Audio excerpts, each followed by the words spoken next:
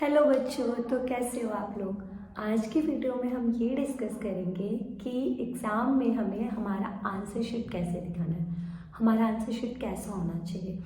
तो कुछ गलतियां हैं जो हम अपने आंसर शीट्स पे करते हैं और हमारे आंसर सही होने के बावजूद भी हमें मार्क्स नहीं मिलते। पहली गलती क्या है कि हमें मतलब पूरा अपना बेस्ट ये सोच के चलना है कि हमें आंसर्स को सीक्वेंस में लिखना है। आंसर्स हमेशा सीक्वेंस में होना चाहिए, क्योंकि अगर कोई भी हमारा पेपर चेक करता है तो उसे प्रॉब्लम ना हो कि हाँ ये आंसर यहाँ है इस क्वेश्चन का और इस क्वेश्चन का आंसर यहाँ है। तो इसे हम कैसे सुधार सकते हैं।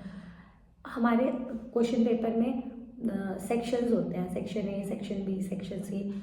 तो हमें ना पहले वो वाला सेक्शन ढूंढना है कि कौन से क्वेश्चंस उसमें सबसे ज़्यादा आते हैं। मान लो कि आपको सेक्शन बी का बहुत सारा क्वेश्चंस आता है, तो आपको पहले अटैम्प्ट करना है सेक्शन बी। ऊपर हेडिंग डालोगे सेक्शन बी और फिर सीक्वेंस में। तो हमें पहली बात अपनी ये ध्यान रखनी है कि हमारा जो क्वेश्चंस हमें अटैम्प्ट करना है वो सीक्वेंस में अटैम्प्ट करना है। ये नहीं कि हाँ क्वेश्चन ऐसे करेंगे कि 4 पहले, फिर 3, फिर 1, फिर 2, फिर 5, ऐसे नहीं। हमेशा सीक्वेंस में आंसर्स आपको लिखने हैं, क्योंकि आप हैंड राइटिंग कैसे भी लिखो, हैंड राइटिंग आप बहुत सारे बच्चों की बहुत सुंदर होती है और बहुत सारे बच्चों की बहुत ही बेकार होती है।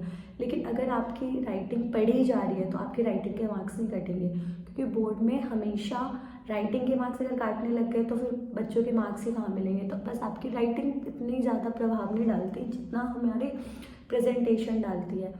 फिर अगर मान लो कि आपकी गलतियाँ हो गई, जैसे कि बहुत सारे बच्चों की क्या आदत होती है, अगर एक वर्ड लिख रहे हैं वो और वो गलत हो गया तो उस पर किचड़ पिचड़ किचड़ पिचड़ ऐसे चला देंगे, बिल्कुल काट ही देंगे कि वो हाईलाइट हो जाएंगे। उससे हमें अगर कोई गलतियाँ हो रही है तो हम उसे ऐसे एक लाइन से काटेंगे और बस छोड़ देंगे। तो ऐसी गलतियाँ से आप बचो कि हाँ अगर अब गलतियाँ हो रही है तो एक लाइन से काटेंगे और बस। तो आपका आंसर कैसे लिखना है, सीक्वेंस में लिखना है। अगर कोई गलती हो रही है तो उसको बस एक लाइन से ऐसे गलत करके और आगे बढ़ जाना है। ये नहीं कि उसको बिल्कुल काला कर देंगे, ब्लू पेन है तो बिल्कुल ऐसे डार्क कर देंगे कि अगर कोई चेक भी कर रहा है तो वो अलग से दिखे, जिससे हमारा आंसर ही बेकार लगता है। और फिर आपको क्या करना है, जैसे रफ वर्क है तो रफ वर्क के लिए हमेशा एक कॉलम बनाना और कोशिश करना है कि उसी में ट्राई करें। ये नहीं कि हाँ बहुत सारे बच्चे क्या करते हैं कि शुरू में तो अपना आंसर शीट बहुत ही साफ़ सुथरा रखते हैं और धीरे धीरे धीरे धीरे जैसे ही वो पीछे जाते हैं तो कहीं भी रफ करना शुरू कर देते। नहीं, आपको ध्यान रखना है कि हाँ मैंने एक कॉलम बनाया है, मुझे रफ वर्क उसी में करना है। फिर क्या करना है, आपको बुक की लैंग्वेज यूज़ करनी है। मैंने पिछले वीडियो में बताई थी कि हाँ उससे हमारा आंसर्स बहुत अच्छा दिखता है। और आपको ना ट्राई करना है कि जो हमारे जैसे ज़्यादा वेटेज है, जैसे सेक्शन डी में ज़्यादा वेटेज वाले क्वेश्चंस आएंगे, तो आपको ट्राई करना है कि वहाँ से शुरू करना है, वहाँ से शुरू करके फिर जाना है। या फिर एमसीक्यू पूछे जाते हैं तो फर्स्ट पेज में लिख लो सारे एमसीक्यू के क्वेश्चंस के नंबर्स लिख लो और आगे बढ़ जाओ। एमसीक्यू पे ज़्यादा फोकस मत करो। अब जब लास्ट पे आपके सारे वेटेज वाले क्वेश्चंस हो जाएंगे तो आप आओ यहाँ पे और जो आंसर्स है, जैसे मान लो कि फर्स्ट का ए है तो आप क्या करो, फर्स्ट, सेकंड, थर्ड, फोर्थ ऐसे लिख लो सीक्वेंस में सारे क्वेश्चंस को। और फिर आप बाकी सॉल्व करने वाले क्वेश्चंस पे जाओ या जो ज़्यादा लिखने वाले क्वेश्चंस हैं उन पे जाओ, क्योंकि एग्जाम में आपका एक एक मिनट कीमती है आपके लिए। फिर आपने सारे क्वेश्चंस कर लिए तो आप एमसीक्यू पे आओ और एमसीक्यू पे आप फिर जल्दी से नंबर्स लिख दो। जैसे फर्स्ट का ए है तो ए, सेकंड का बी है, ऐसे हमें फिल कर देना है।